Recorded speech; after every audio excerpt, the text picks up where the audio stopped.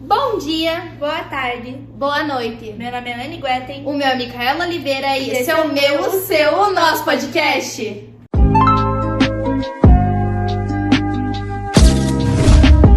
E hoje nós estamos aqui com a secretária da Educação. Márcia Tomás Zanel. Oi, Oi, Micaela. Oi, Anne. tudo bem? Boa noite. Tudo bem? Estou bem feliz aqui de ter recebido esse convite. E vamos lá, então. Vamos ver o desafio de hoje.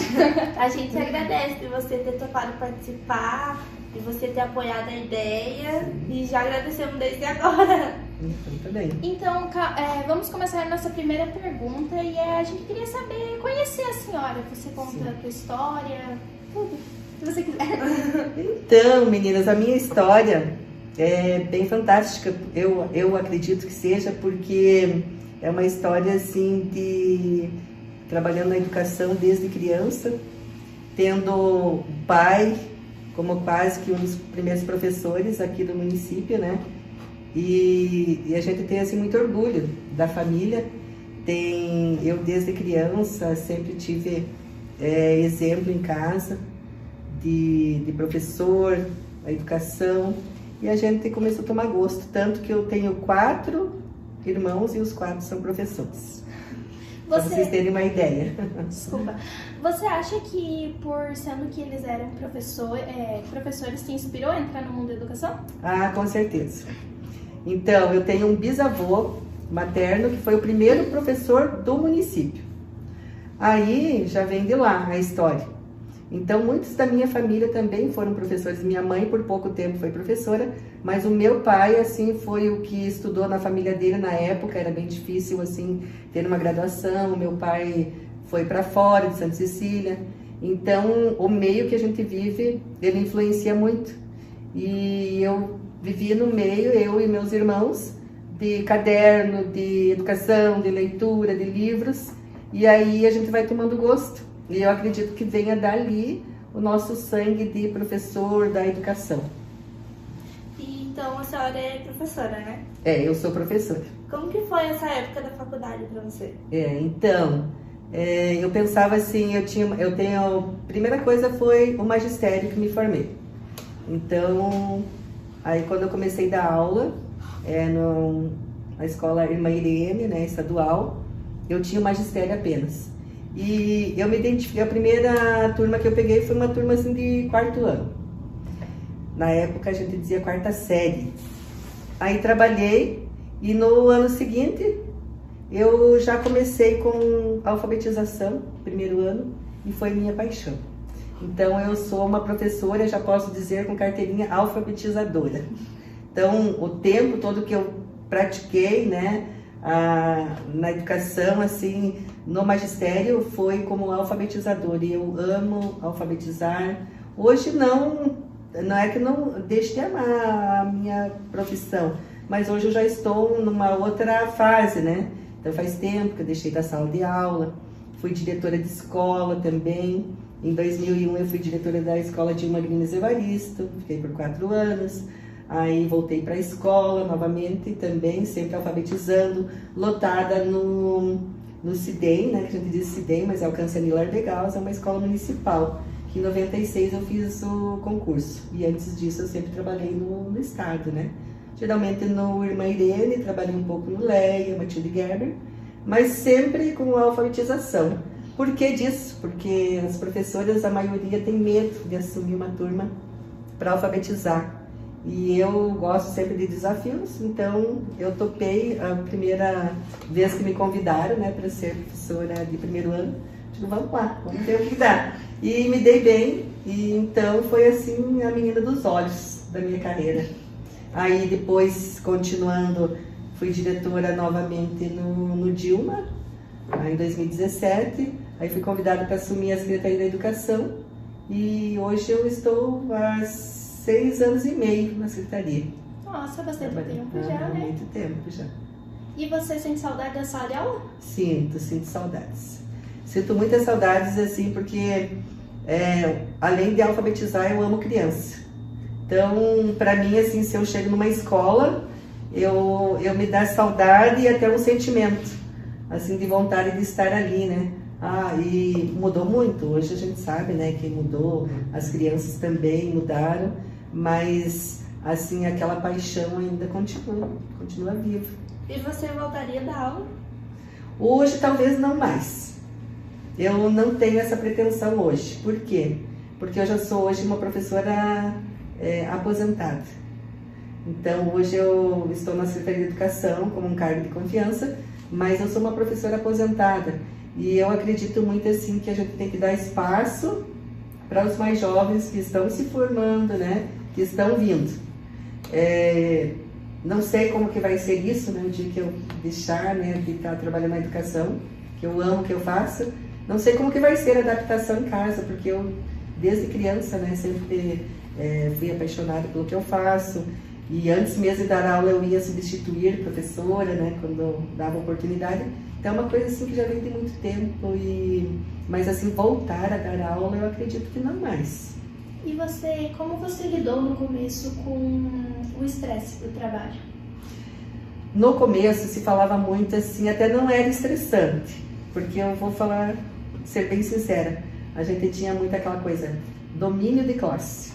Então quando a gente fazia o magistério, era dado muito valor no domínio de classe. A professora boa tinha que saber trabalhar e ter o domínio de classe.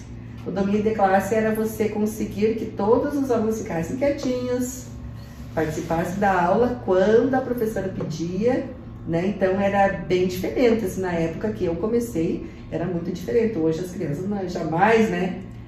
Se fosse como hoje, eles ficariam quietinhos. E a gente tinha domínio de classe assim, todo mundo quietinho, mas era o sistema.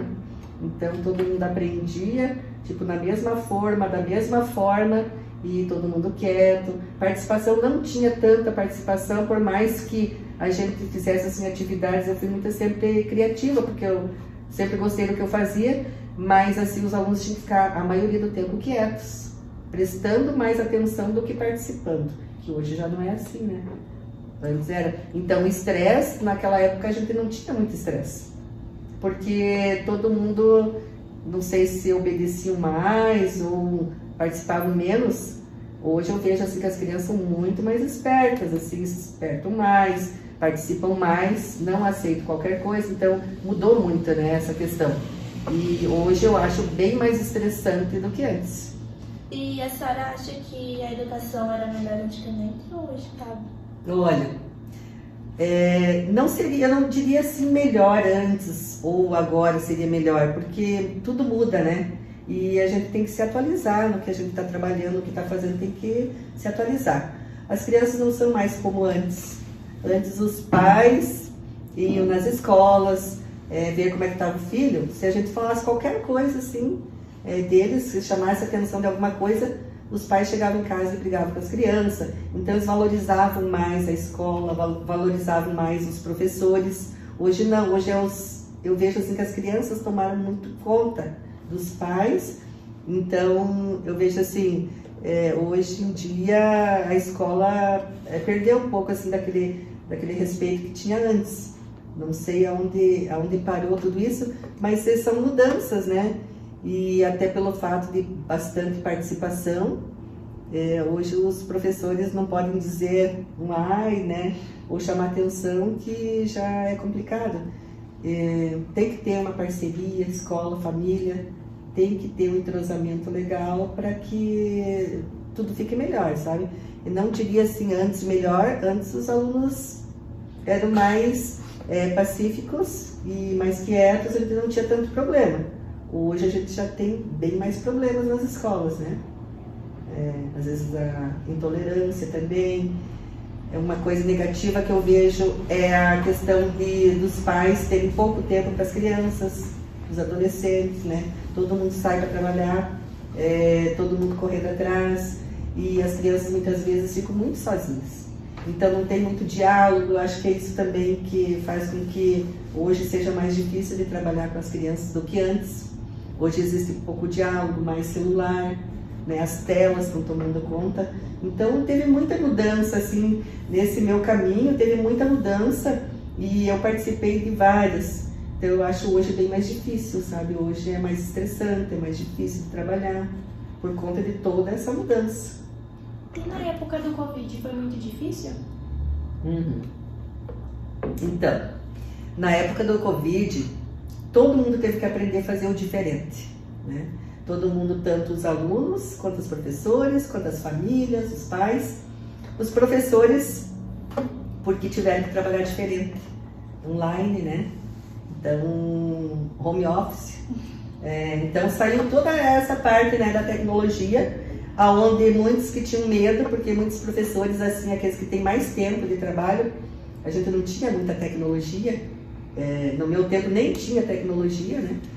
E muitos professores têm medo de mexer no computador, no tablet, ou seja, no notebook. Aí complicou um pouquinho, porque você tinha que fazer acontecer a aprendizagem. E aí não dependia só do professor, dependia do aluno e das famílias, né? Todo mundo teve que se dar as mãos e para fazer acontecer. Então foi bem difícil no Covid, a gente enfrentou pessoas doentes, perdas de pessoas queridas.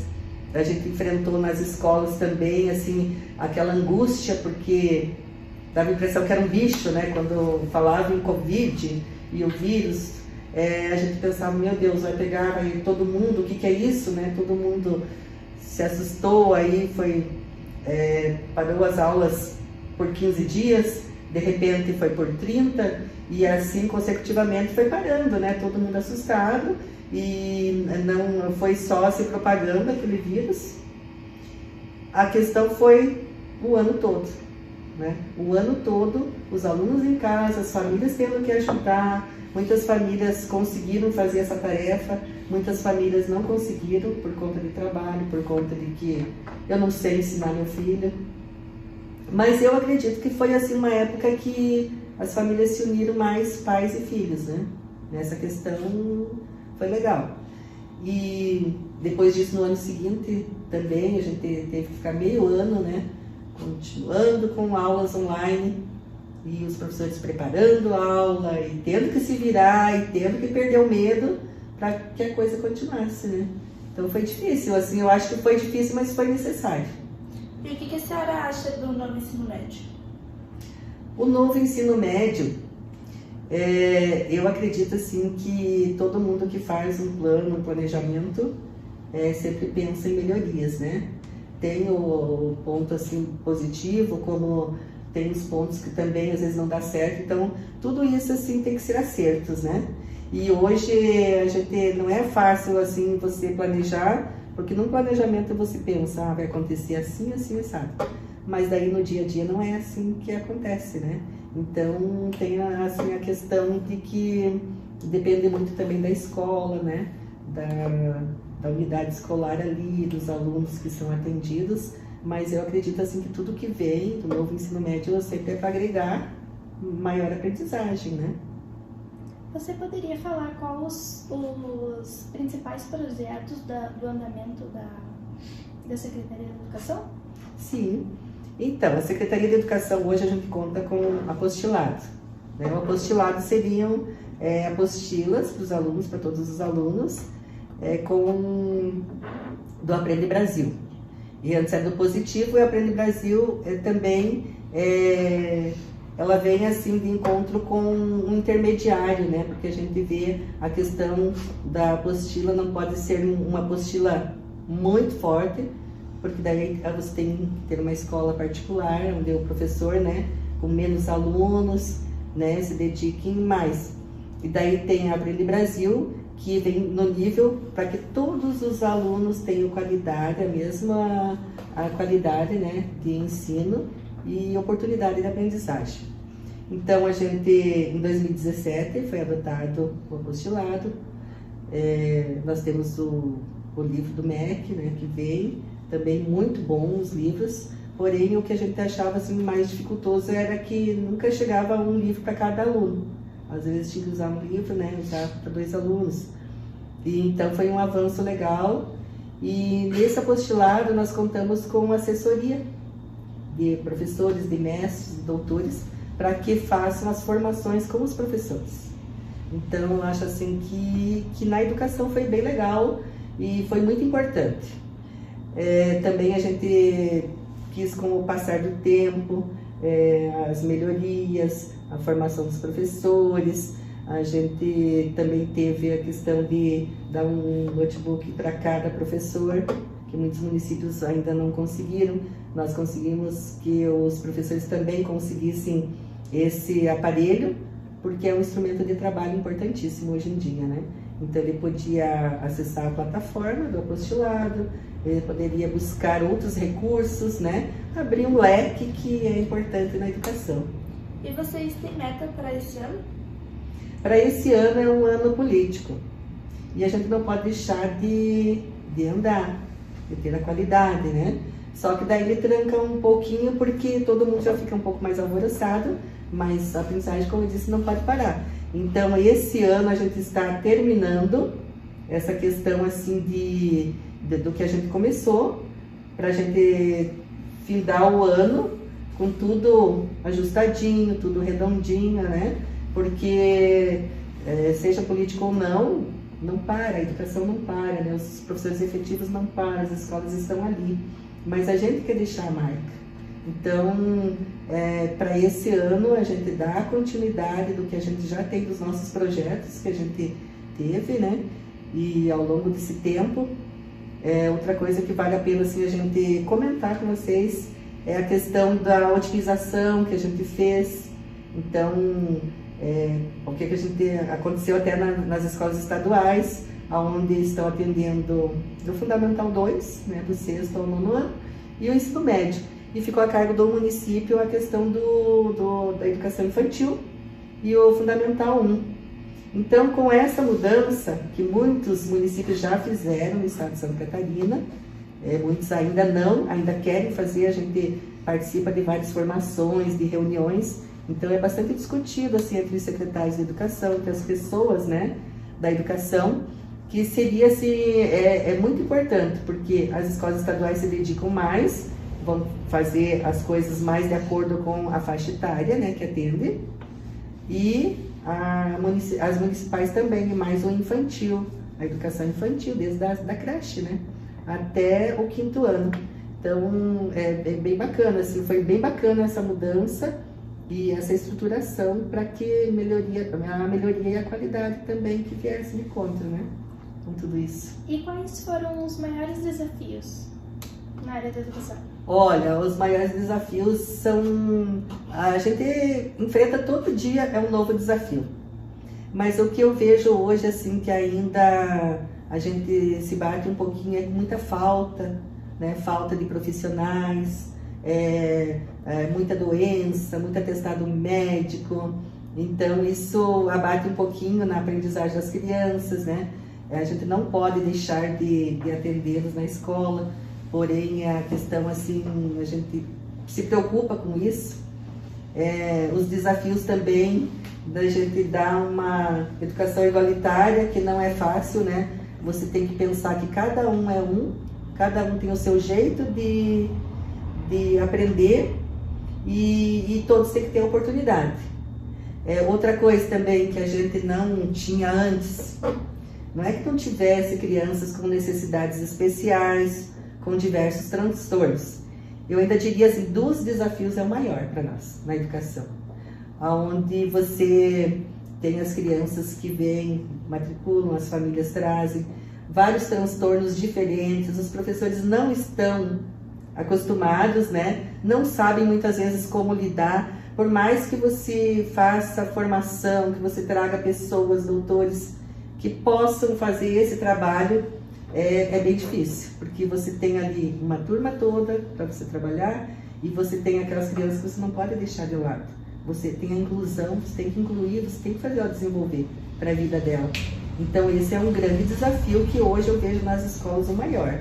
É você fazer com que todas as crianças tenham o seu desenvolvimento pleno e tendo um segundo professor, por conta daquele aluno com transtorno, você tem um segundo professor de turma.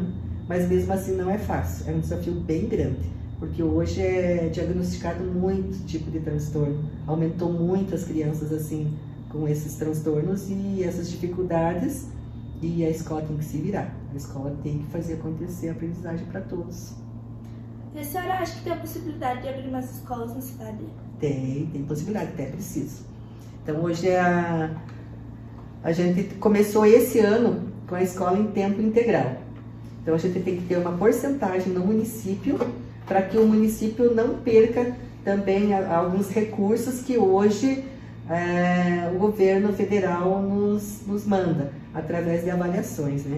Então esse ano foi assim também um desafio, como eu digo, todo dia, todo ano, todo mês é um novo desafio. Nós conseguimos implantar a escola em tempo integral com alunos maiores na escola Dilma Grimes Evaristo. Acho que vocês conhecem, né, meninas, onde fica. Então, o Dilma Grimes Evaristo, hoje nós conseguimos gradativamente. Os 5º anos, a gente pegou esse ano. Nos próximos anos, com certeza, vai ter que ir para o 4º ano, o 3º ano, e aí assim consecutivamente. É uma escola em tempo integral. Nós já temos as CIs, que são as creches, como todo mundo fala, que nós atendemos hoje as crianças 11 horas diárias. Mas ainda essa porcentagem não dava para que o município cumprisse com a meta, né, do Plano Nacional. Aí o que nós fizemos? Fizemos também no Dilma. Por que tem que ter a escola? Agora eu volto na tua pergunta. Por que tem que ter mais escola? Porque já tem até projeto. E a gente ficou assim, mais ou menos esse ano, desde o início do ano, eu e a prefeita, que ela dá muito apoio assim na educação, a gente está atrás de conseguir um recurso para a construção de uma escola. E o município fez esse projeto, uma escola bem bacana. Nós temos, assim, quando eu digo nós, é o município, né? Nós temos o terreno, temos o local da escola, o projeto com os engenheiros, tudo, uma escola bem bacana. E essa escola seria em tempo integral, toda ela, porque nós não temos mais espaço físico nas escolas. Infelizmente, a gente não tem como você fazer todas elas com o que nós temos hoje, 3 escolas. Então, o que acontece? Tem que construir sim, temos que ter. E hoje nós estamos assim, entregamos até para um deputado federal também, que é um educador. Nós fomos pessoalmente entregar um ofício, o pedido, porque o nosso município não foi contemplado com essa escola. Então, o nosso projeto não foi contemplado.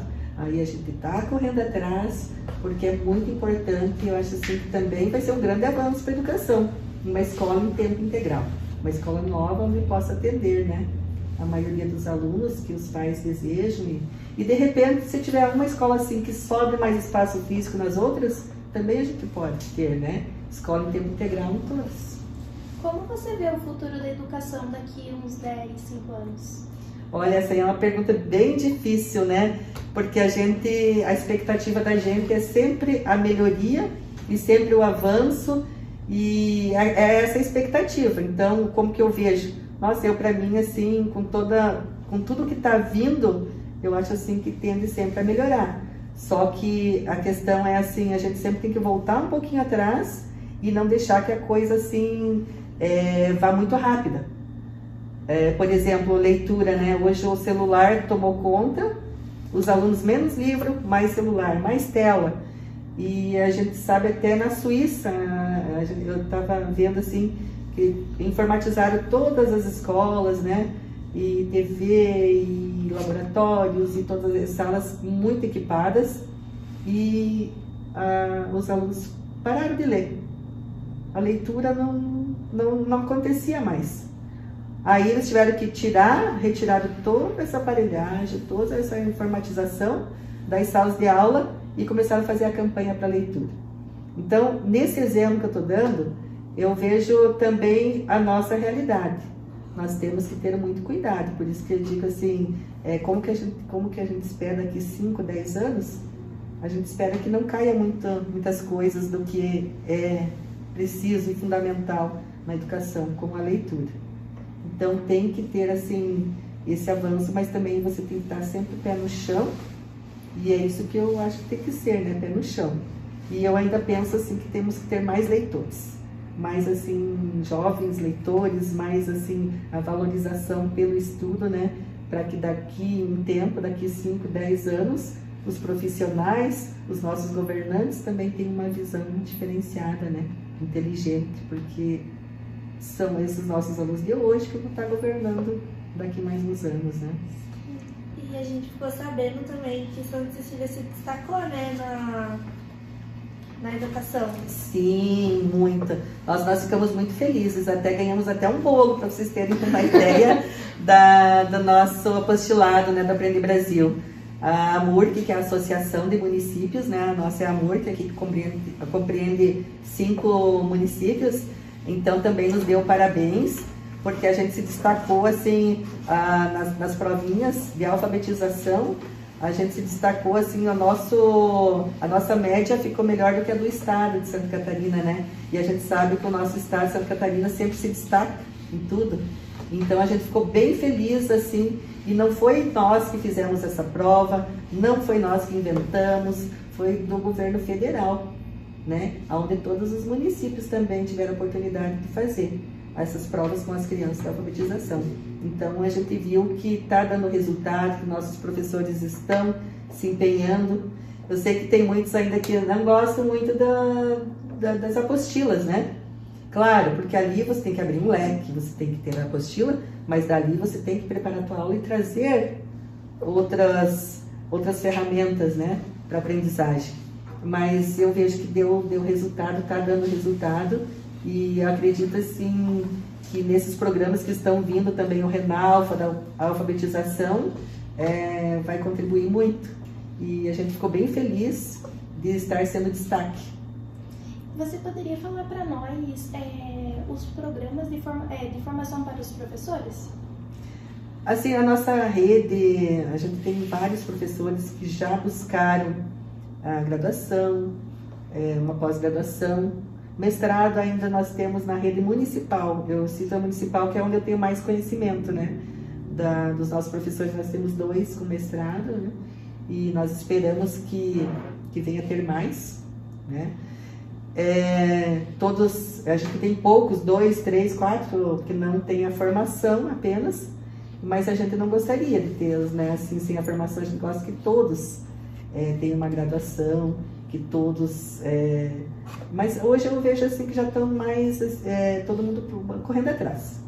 Só uma coisa que eu acho assim, não sei, é a minha opinião, essas aulas em pós e faculdade que não são presenciais. Ela dá muita diferença no profissional.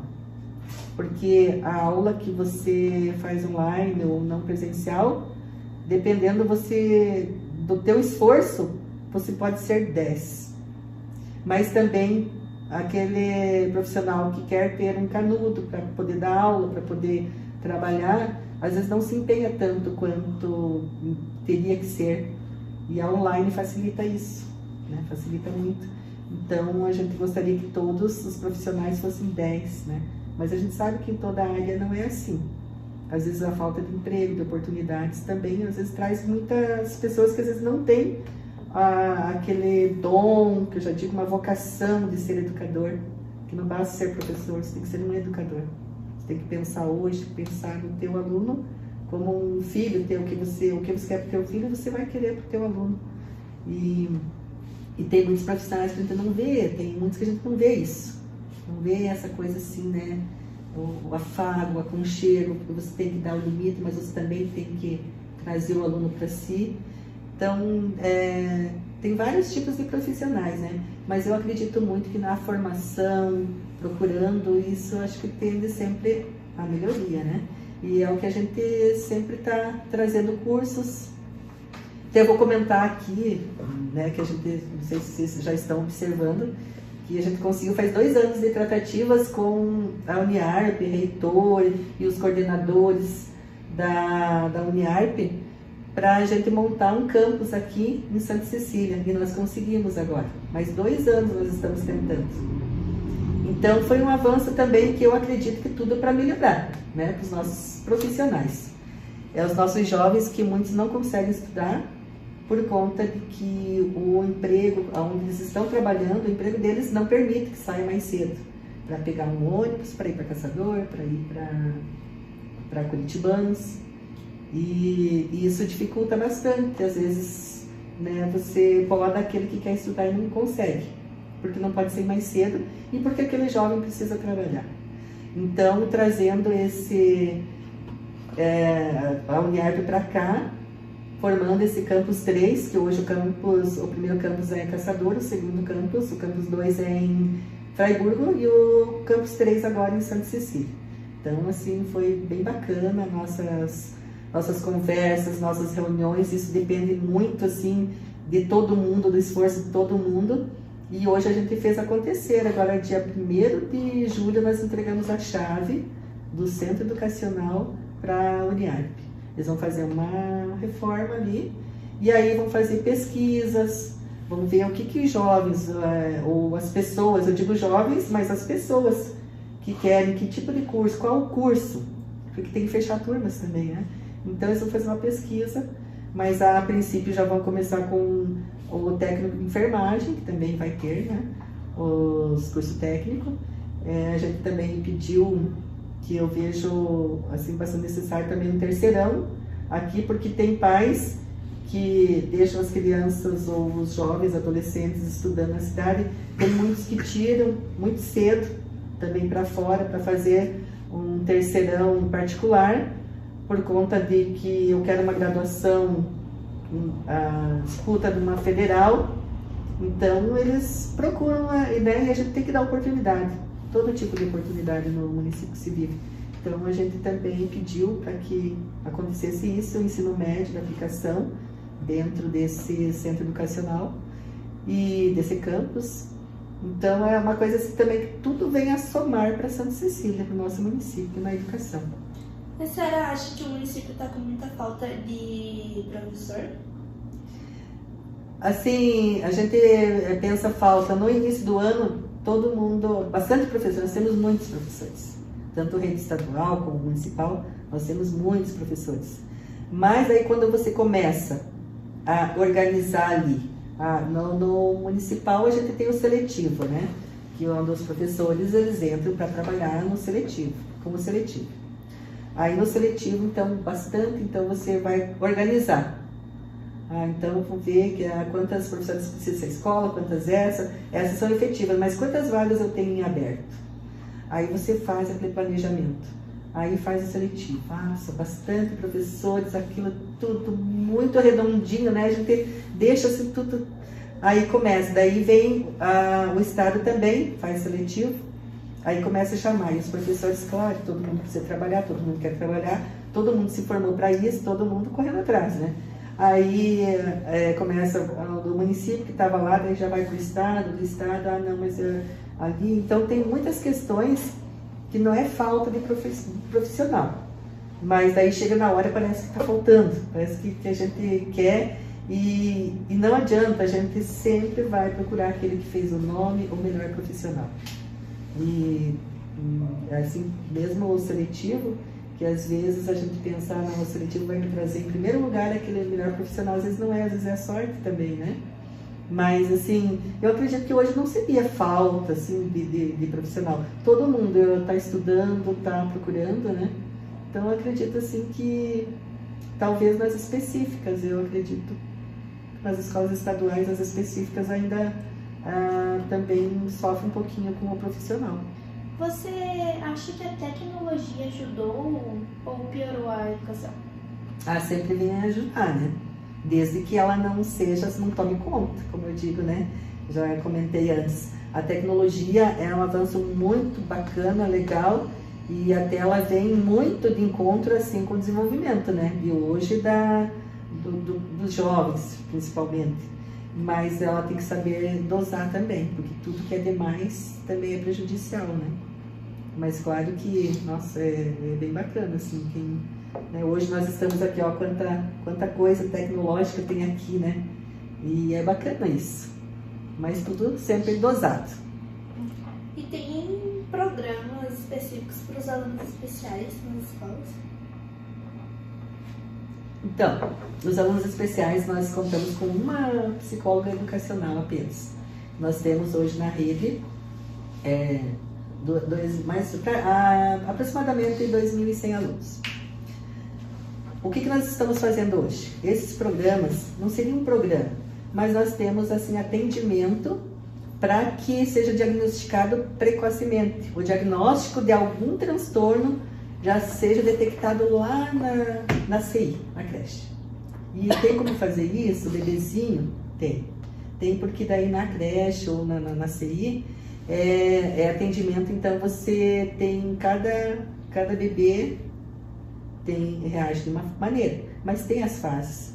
Aí quando você vê que aquela criança começa a atrasar a fase dela, ou seja, no andar, no caminhar, nos movimentos, na expressão da criança, então você já pode perceber que tem alguma coisa.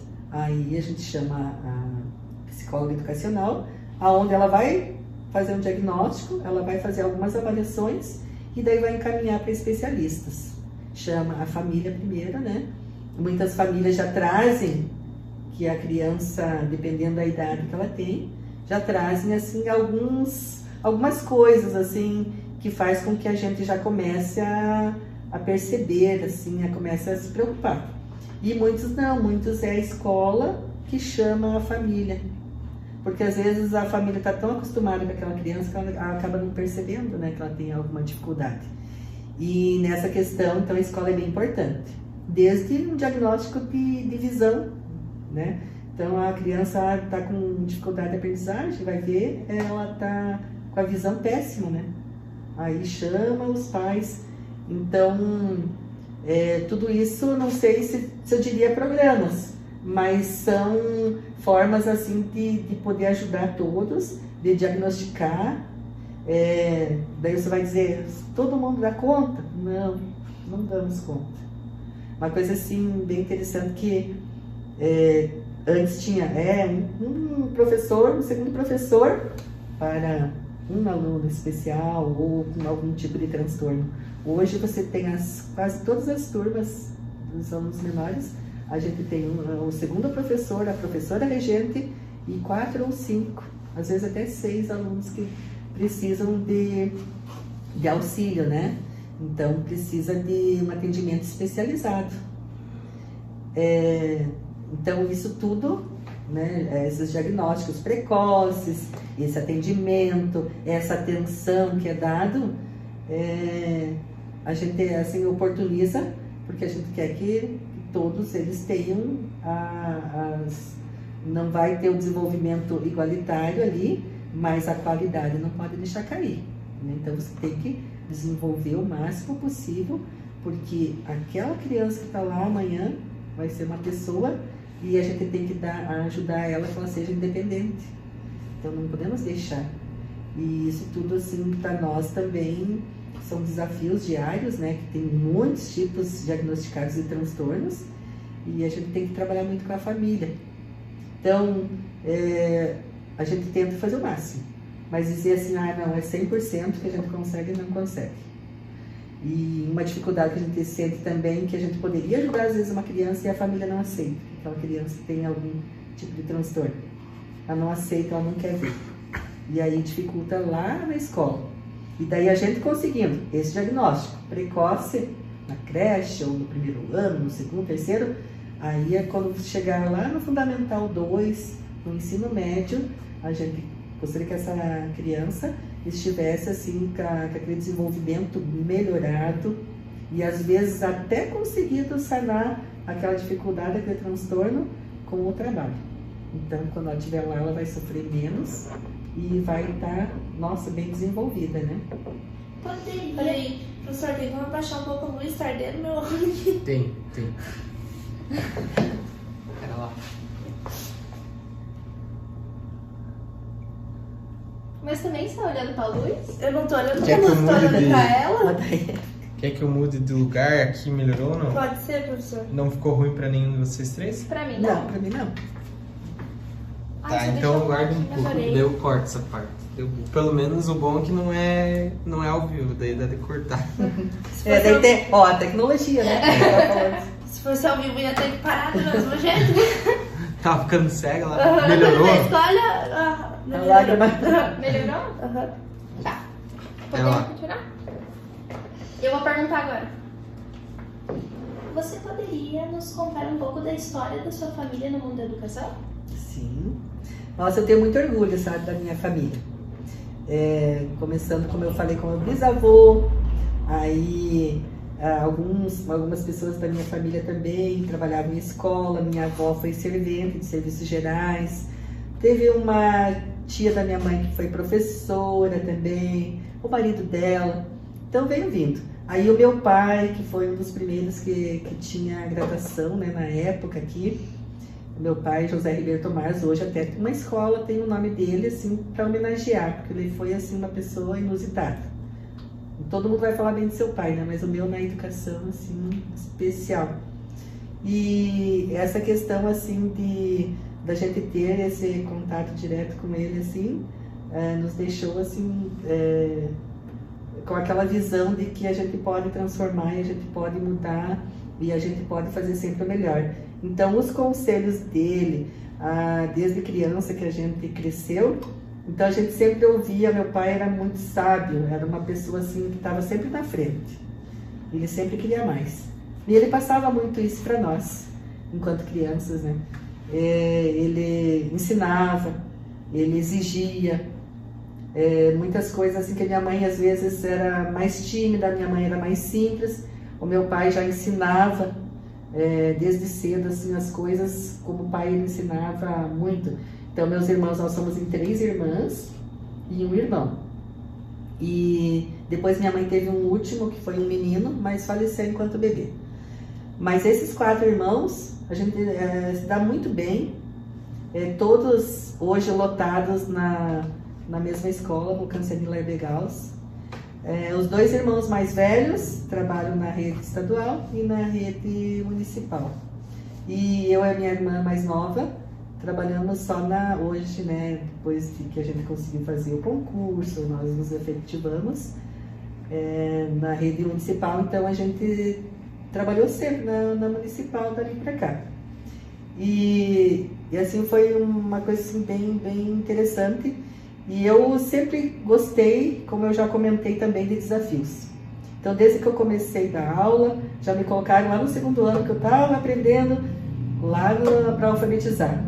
Aceitei o desafio, então lá já começou meu desafio, né, diário. E aí eu fui ficando, e daí ninguém queria dar aula para o 1º ano, com medo, né, porque é uma responsabilidade muito grande, enorme, e naquela época não tinha assim a alfabetização até o 3º ano, hoje é até o 2º ano, mas daí depois ia até o 3º. Lá você alfabetizava no 1º ano, então no 2º já tinha que sair escrevendo a letra cursiva, lendo, e eu me preocupava muito, e eu não admitia assim que não tivesse aluno lendo no final do ano. Mas claro, não é assim, toda sala tem, toda turma tem, né, 2, 3 que não conseguem chegar, porque a criança não aprende todas no mesmo momento. A criança às vezes ela precisa de mais tempo, mas naquela época a gente não tinha toda esse conhecimento, então a gente queria todo mundo lendo, todo mundo fazendo a mesma coisa. E eu aceitei esse desafio e fui por muitos anos, né, trabalhando na escola estadual, e daí trabalhei para lá, trabalhei para cá, porque quando você ACT, como a gente diz, a gente não é efetiva, você aceita o que tem. Eu aceitei muitas vezes. Sobrou 3 aulas de português, aqui eu tenho educação física por pré e aqui eu tenho educação física por 1º ano. Vamos lá, preciso trabalhar, né? Gosto de trabalhar, gosto do que faço. Não era tudo aquilo que eu queria, mas enfim, é isso que tem.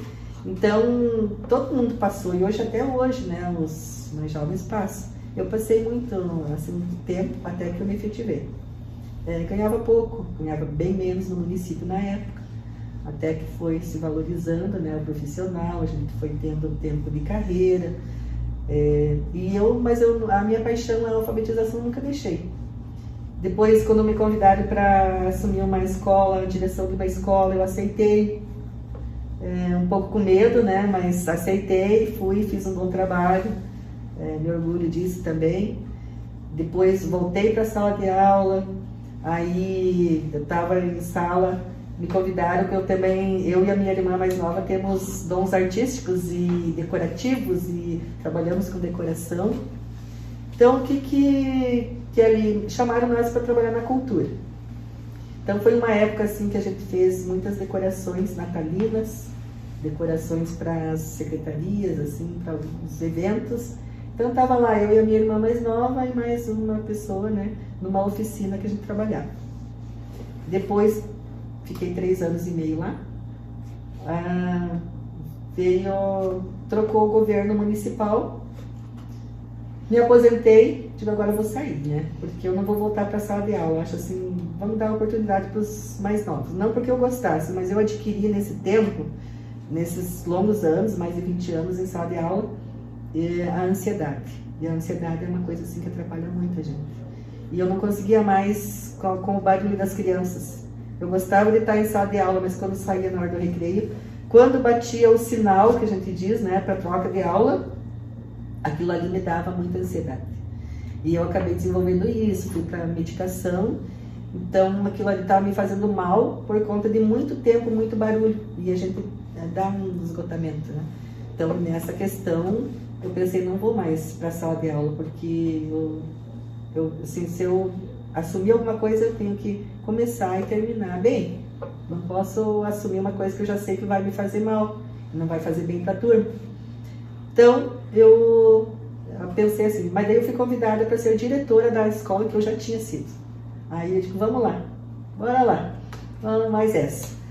E fui, fiquei 1 ano e meio, me chamaram, ó, precisamos de você na Secretaria de Educação. Não, mas olha, de manhã me chamaram, eu disse, não, mas eu tenho meus objetivos, meus projetos na escola, não estou preparada. Disse, não, mas é você. Eu disse, mas posso pensar? Pode, até de tarde. Então tá bom, eu vou almoçar, vou falar com a minha família, né? E aí vou ver o que eu faço. Minha família, não, você vai, nós te apoiamos e tal, né? E vou lá, então tá bom. Me chamaram lá, não, eu vou aceitar. Eu disse, mas eu tenho que aprender muita coisa ainda, porque cada desafio é aprendizagem, né? E você se bate até você conseguir. Sei que a gente não agrada todo mundo, e eu não estou aqui para agradar todo mundo, eu tenho que fazer o certo, né? E muitas vezes o certo não é aquilo que eu queria fazer, mas por conta que a gente tem que obedecer legislação, a gente tem que, não pode priorizar só uma coisa, você tem que fazer com que todos, né, com que ande junto, né? A educação, então, é um desafio bem grande. E aí acabou um governo municipal, tipo, agora eu vou sair, mas daí, não, você vai continuar, se você quiser, né, continuar. Aí continuei, tô ficando, né, já deu 6 anos e meio, e acredito que eu vou terminar o ano, quero deixar um legado, assim, bem legal, né, esse ano. Então, é bacana. Nesse meio tempo, assim, eu tive meus filhos, eles cresceram, eles saíram de casa, né? A vida se mudou bastante, mas eu sempre consegui conciliar tudo, né? Família, escola, meu trabalho. E acredito que, findando o ano, a gente vai estar aí com uma marca também bem grande na educação, né? Na minha carreira. E eu disse, se eu terminar sendo a secretária de educação, para mim, assim, eu fecho com chave de ouro. A senhora acha que muitos alunos, principalmente no ensino médio, estão deixando de estudar por causa do trabalho?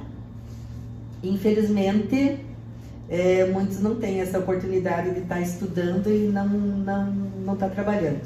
Muitos precisam trabalhar, né?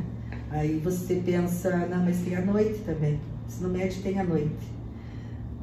Mas muitos não conseguem, né? Porque hoje a questão assim também é de... A gente fazia antes, fazia tudo isso. Mas hoje os jovens já não conseguem, muitos não conseguem trabalhar o dia todo e estudar à noite. O que eu vejo que a gente tem ali o EJAS, que é o EJA, né? Educação de Jovens e Adultos, muitos que não conseguiram por conta do trabalho estão procurando hoje o EJA, o EJAS aqui de Santa Cecília, e muitos daí fazem outros tipos de prova, ou particular, ou online, então estão procurando, por conta do trabalho dificulta. Eu acredito assim que se você estuda de dia, jovem que estuda de dia, e tem essa oportunidade, ele consegue ter um desenvolvimento bem melhor, uma qualidade bem melhor. Assim, meu irmão, quando ele começou a trabalhar, ele fazia Senai de manhã, trabalhava à tarde e estudava à noite. E isso, tipo, parecia que esgotava ele, sabe? Porque ele trabalhava o dia inteiro e chegava de noite, ainda tinha que estudar e ainda às vezes tinha tarefa pra fazer, né? Então, tipo, acho que isso complica muito a vida da pessoa. A qualidade sempre baixa, né? porque você tem que fazer 3 coisas num dia só. E ainda você tem que se cuidar também. Então, a qualidade de vida também é bem importante, né? Você ter uma qualidade de vida. A questão assim também de jovens hoje também não seria só por conta do trabalho, mas por conta assim de algumas drogas ilícitas também estão se perdendo muito. E hoje a gente vê assim muita coisa assim que a gente gostaria que fosse diferente, mas mudou bastante e não é. Temos o ensejo também, muitos adultos nos procuram para assim, a gente poder estar dando informações de como fazer essa prova, porque hoje todos têm que estudar. Hoje, para você conseguir um trabalho, todo mundo precisa ter um estudo, uma formação. E as empresas, as próprias empresas, hoje elas incentivam muito os trabalhadores, não importa a idade, eles incentivam muito o trabalhador a estudar. Então a gente tem muitas pessoas que procuram a Secretaria de Educação para a gente estar orientando, eu quero voltar a estudar, o que eu vou fazer? Né? E muitos desses são os jovens que naquela época que era jovem, ele não quis ou por um motivo ou outro não pôde ter o seu ensino médio completo, concluído. O que ele faz? Depois ele vai trabalhar e, puxa, se eu tivesse uma formação, eu quero fazer uma faculdade. Aí começa a maturidade, né? Então tem tudo isso. Antes eu não dava bola, eu não queria, eu não dava muita importância. Mas aí vem a maturidade. A maturidade te leva assim, puxa vida, eu estou trabalhando agora que eu vi que eu perdi tempo lá. Então hoje eu tenho que correr atrás do prejuízo.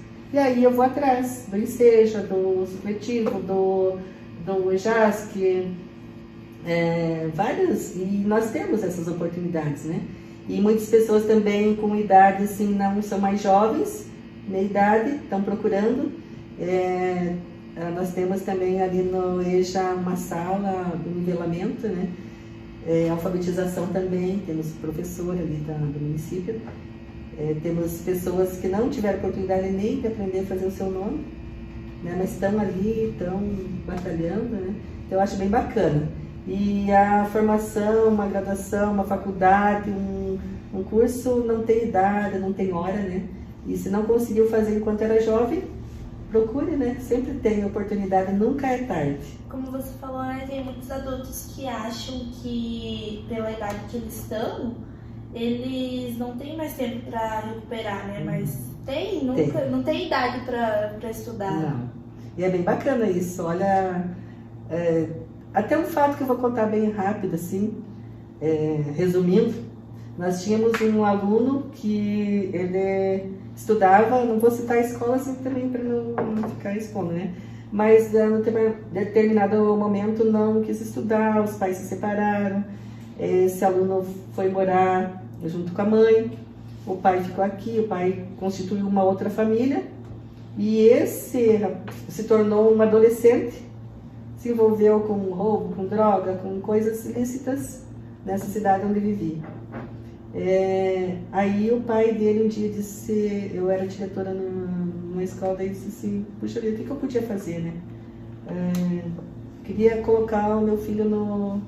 Eles dizem supletivo, né? O EJA, o EJASC, aqui em Santa Cecília, no supletivo. Eu queria colocar meu filho no supletivo, mas ele não vai parar, porque daí a mãe entregou ele pro pai e o pai trouxe para Santa Cecília para cuidar.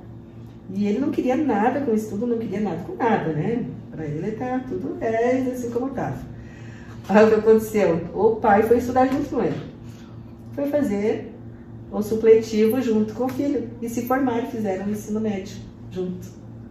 E no dia que foi entregue um certificado, né, de conclusão, tava lá os dois bem parceiros. Mas aquilo ali para mim foi uma coisa bem grandiosa, assim, bem emocionante, isso que a gente vive na educação, no mundo da educação. Então são coisas assim, são exemplos que deu certo e que dá certo. Então não tem idade, não tem... Quando a família resolve assumir, mesmo que tenha problema, mas quando está todo mundo junto, eu acho assim que o resultado é bem, bem grande, bem importante. Então foi assim, são coisas que a gente vive no dia a dia e que são exemplos de vida, né?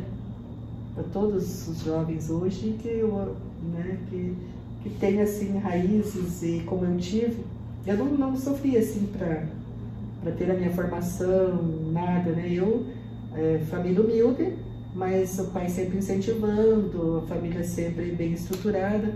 Hoje a gente nem todas as famílias são estruturadas, né? Então alguém na sociedade tem que ajudar. Quais são os momentos, quais os momentos foram mais gratificantes no seu trabalho, para você? Olha, para mim todos os momentos são gratificantes. Eu sou uma pessoa tão apaixonada pelo que eu faço, que para mim tudo é gratificante, sabe? Desde um mínimo exemplo, assim, de uma criança, assim, que eu tô lá na escola fazendo uma visita, ela fez, assim, uma atitude que eu gostei, ou se eu vou ver ela tá lendo, uma pergunta que ela faça para mim, tudo é gratificante, porque é sinal que tá dando certo, sabe? Então, e tudo que eu faço com muito amor, muita dedicação, e desde um transporte escolar também, que você consegue ajeitar aqui, ajeitar ali, para mim é gratificante, sabe? Uma merenda que você faça, que você conquiste, assim, que tenha uma boa cozinheira ali na escola, que faça um bom lanche, que aquela criança coma, é gratificante. A criança, assim, que às vezes poder aquisitivo é complicado, a família desestruturada, você faz uma campanha ali, você consegue aqui uma jaqueta, uma blusinha, uma meia no frio, para mim é gratificante, sabe? Então, aqui os pequenos gestos, assim, as pequenas coisas na educação ou na vida, no dia a dia, para mim é gratificante. Eu sempre agradeço, sabe? Para mim é uma coisa que eu sempre faço toda manhã. Eu agradeço por estar ali e sempre peço pelo meu trabalho e pelas pessoas no meu entorno, né? E pelas crianças que sempre faço isso, é um costume. Então, para mim, eu sou uma pessoa assim, bem tranquila, tudo para mim é gratificante, sabe? Todo ponto positivo para mim, meu Deus, eu fico muito feliz. Você acha, sim, que os pais do nosso município, eles abraçam muitas causas, igual você falou ali, tipo, de quando algum aluno precisa de alguma coisa, os outros pais, tipo... Abraço. Entendi o que você falou e é bem bacana. Aqui o nosso povo, aqui em Santa Cecília, todo mundo se abraça nas causas, né? Não, se eu disser assim, eu preciso, assim, uma vez eu trabalhava, eu dava aula, então eu estava na sala de aula. E chegou o inverno e era muito frio, eu disse, eu vou fazer uma campanha. Gente do céu, foi campanha até para dar para os outros turnos. Porque todo mundo abraça. E hoje também, se eu sair e pedir, eu preciso de brinquedos, todo mundo ajuda. Se eu disser, eu preciso de roupa. Hoje, assim, nas escolas, a gente tem os uniformes que todo ano a gente sempre adquire, né? Todo ano a gente, desde que eu entrei ali, a gente adquire uniforme escolar. Então, isso já também ajuda bastante as famílias, os estudantes, né? Mas, assim, o nosso povo aqui é muito bacana, muito generoso. Você pode falar uma mensagem que você gostaria para deixar para os professores? Olha, para os professores eu gostaria de deixar a seguinte mensagem. Eu vejo muitos assim que às vezes não são totalmente felizes naquilo que estão fazendo. Hoje eu tenho assim um conhecimento de todos e vejo aquele que está feliz no que está fazendo e aquele que não se encontrou, não está feliz, mas precisa do trabalho, precisa de um salário. Isso não é legal. Não é legal assim para a criança. Então, e para a pessoa também não, porque ela não é feliz totalmente, ela está realizada. Então, que sempre procurem fazer aquilo que você gosta, né? Independente, assim, que sempre procurem estar bem. Hoje não está fácil, os professores estão assim, com o Covid, com as crianças muito agitadas, às vezes, muitas vezes sem limite, né? De casa, os professores também estão adoecendo. Hoje eu vejo muito isso. E muitos por conta de que não gostam muito do que faz. Fazem sim, eles fazem acontecer, mas eles não estão mais assim, gostaria de ser um psicólogo, gostaria de fazer uma outra coisa. Eu acho que tem que cada um procurar aquilo que vai ter uma realização melhor. Então a gente finaliza aqui, agradece muito você por ter vindo. E pedimos para o pessoal comentar, deixar o like, curtir, compartilhar. E seguir, não esqueçam de seguir se você tá vindo pelo link do Instagram ou se você viu no TikTok. Já segue nosso canal para você acompanhar os outros vídeos. Muito obrigada por terem ficado até aqui. Beijo, tchau!